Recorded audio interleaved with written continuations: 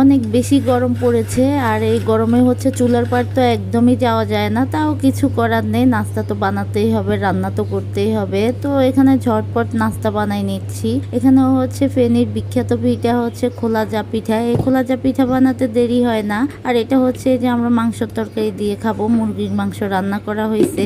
আর এই পিঠাটা হচ্ছে আমার বোনে বানাচ্ছে। আমার বোনে অনেক সুন্দর পিঠা বানাতে পারে। খোলা জা পিঠা এটা হচ্ছে চাউলের গুঁড়ি দিয়ে বানানো হয় আমাদের ফেনীতে। আর এটা রস দিয়েও খাওয়া হয়, নারিকেল দিয়েও খাওয়া হয়, বিভিন্ন তরকারি দিয়ে খেতে কিন্তু এটা অনেক বেশি মজা হয়। তবে রস, নারিকেল আর মাংসর ঝোল দিয়ে খেতে খুবই মজা। তো এটা হচ্ছে আমার এই যে ছেলে মেয়ে এখনো ঘুমাচ্ছে, মানে এক একজন এক এক সময় উঠে, তো তাই হচ্ছে একসাথে বানিয়ে হচ্ছে হটপটে রেখে দিচ্ছে। কারণ এটা আটাগুলার পর যদি দেরি করে বানায় তাহলে তেমন একটা ভালো হয় না, নষ্ট হয়ে যায়। আটাগুলার সাথে সাথে বানাতে হয়, তাহলে পিঠেটা হচ্ছে অনেক বেশি ভালো হয়। তো এই জন্য বেশি করে বানিয়ে হটপটে রেখে দিচ্ছে, যে যখন ঘুম থেকে উঠে তখন হচ্ছে খেয়ে নেবে। আর এই পিঠাটা বানাতে তেমন বেশি দেরি হয় না, খুব তাড়াতাড়ি হয়ে যায়।